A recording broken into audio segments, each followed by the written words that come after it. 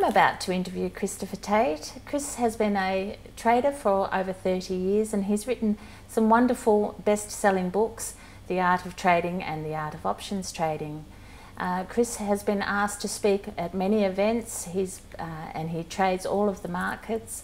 And I know he is passionate about psychology in trading, and I'm about to ask him in his very forthright manner about this most important topic of psychology. Chris, I know that you think that rich people do think differently to the poor or middle class. Can you give us a little bit more detail? I'd probably expand that a little bit and say that actually anybody who is successful thinks remarkably differently from people who are unsuccessful. If you look at people who are successful, there's a few key traits. They're forward planners. They think about where they're going to be in a given point in time. They make a concrete statement about where they're going to be. There's no point thinking about where you're going to be unless you codify that. Unless something is written down, it doesn't really exist. And you'll notice that very successful people view themselves as the centre of their own universe. And by that I don't mean they're egotistical or self-obsessed. They understand and know that everything that happens to them is a function of them and their actions. If you look at people who are unsuccessful, people who try things and fail repeatedly, you'll find that they're disorganised, they're ill-disciplined, they can't plan. But more importantly, they view themselves as a victim. Things happen to them. They don't do things. So whenever anything goes wrong, they view it as the universe or someone else doing something to them. They don't have that internal locus of control.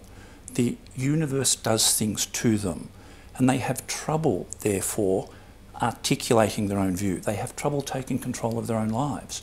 Successful people are in control. Chris, could you tell me about the power of value of association? Think of it this way. Imagine you're going jogging with one of two groups of people. You go jogging with 4 friends, all of whom are successful and competitive. Or you go jogging with 4 people who are complacent and fairly lazy. When you jog with those who are competitive and successful, what you'll find is the average speed of the group will go up. If you're out with people who are somewhat lazy, they take a lackadaisical approach to things, you'll find the average speed of the group comes down. So that what you find with successful people is they actually surround themselves with like-minded people. People who are positive, they're motivated, they're forward-thinking. And this forms almost a little mastermind group for them. And within that mastermind group, not only is there sort of an intrinsic competition, but there is an intrinsic exchange of ideas and an intrinsic exchange of the way you live your life, so that these people feed back on you. People tend to be a little bit like crabs in a crab pot. If you've ever been crabbing and you've looked at crabs, as you pull them out of the water, you'll notice one interesting thing. Whenever another crab tries to get out, there's always another one pulling it back in. And people tend to be like that. So you need to be very, very careful about who you associate with. You cannot associate with people who, in effect, act like crabs in a crab pot. This is one of the difficulties that people have with trading. Often you see the phenomenon where people will become successful and they'll stop at a level. They stop at that level primarily because of the influence of others around them. And so the only way to overcome that is to remove the people you associate with.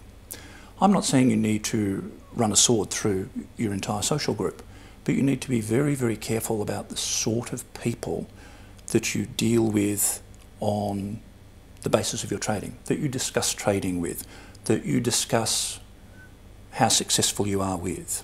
You've got to be very, very careful, because if you're not, you will find other people's impressions of who you are dragging you back. And so who you want to be is overridden by who they want you to be. We all form our personality largely not based on who we are, but who other people think we should be. So you need to be very, very careful about what other people think you should be. I love the analogy you used. I have seen people, share traders, who sabotage themselves. They can trade successfully, build a wonderful a bank or account, and then traded all the way down to back to where they started. And it seems to me that they're happy at that level. What were your thoughts on that? Do you see that yourself? There's probably two themes. There are people, as you say, who trade to a certain level and then stop. And what you find is that once people's basic needs are met, their motivation comes to an end. Once they've hit a short-term goal, if they have no longer-term goals or no longer-term sort of aggressive point of view of where they should be, they stop. The second is traders who will trade their account very, very successfully up to often quite sizable sums of money and then detonate the account. It's not that there's anything wrong with the trading system. There's something wrong with the way they think. And so you find that they become comfortable and complacent. And there's a variety of causes for this. As I said, there are the people you associate with. There are family and friends who think you should be successful to a certain point. The best example of this can actually be found not in trading itself, but among lottery winners. In the US, their lottery prizes are extraordinary in size. They're often upwards of $200 million. Now, you can either take it as a lump sum with taxes paid already, or take it as a yearly endowment. The interesting thing is when they go back and look at these lottery winners years into the future, they find that with the vast majority, the huge sum of money they've made is gone. It's just simply evaporated. And it seems to be that the cause of that is not that there's something intrinsically wrong with the person who's won the money. It's not as if the archetypal vision is, we call them bogans, the Americans call them trailer trash. It's not that they're trailer trash and they've just gone out and bought pickup trucks for all their cousins who they're about to marry. It's that the people around them have a different view of who they should be. They shouldn't be this successful rich person. They should be the person they've always known. And this creates an internal tension within people. And if your subconscious is unhappy, then it will create a set of circumstances to ensure that you return to where it was most comfortable.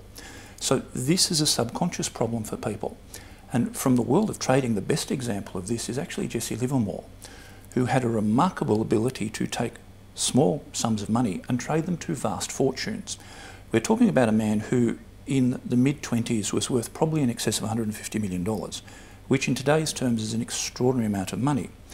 Now, his roller coaster ride ended with him committing suicide because he could just not reconcile the parts of himself, and he couldn't reconcile who he was and his habit to continually self-destruct. So the problem you have with traders is they either plateau or they continually self-destruct.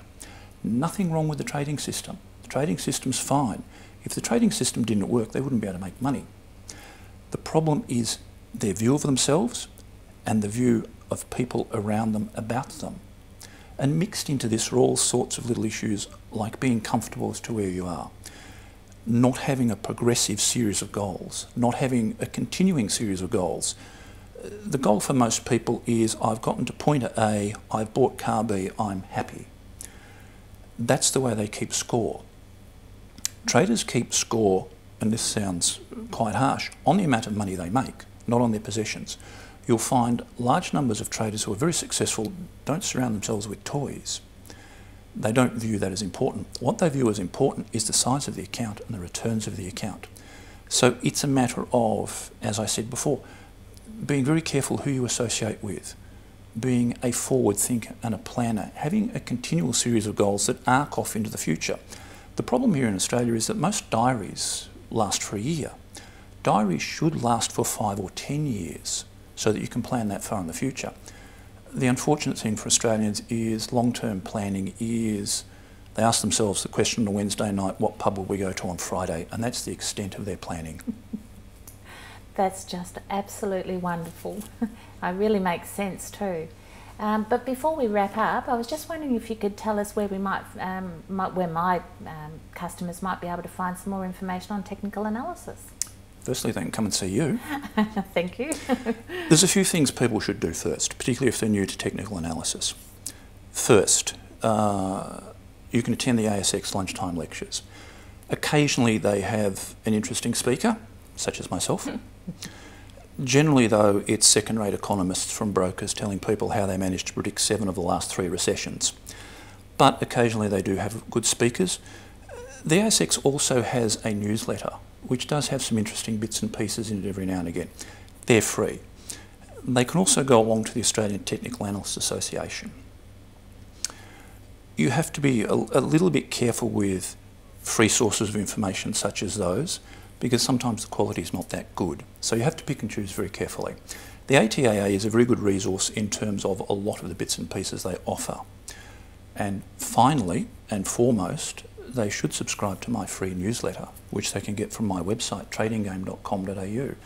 It's a monthly newsletter, it's completely free, it's written by Louise and myself, and the aim of it is to cut to the heart of trading. A lot of things deal with trading fluff.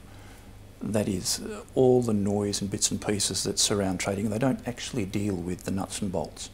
And our aim is to deal simply with the nuts and bolts, the things that work. And I'm not backward in coming forward and pointing out the things that do not work.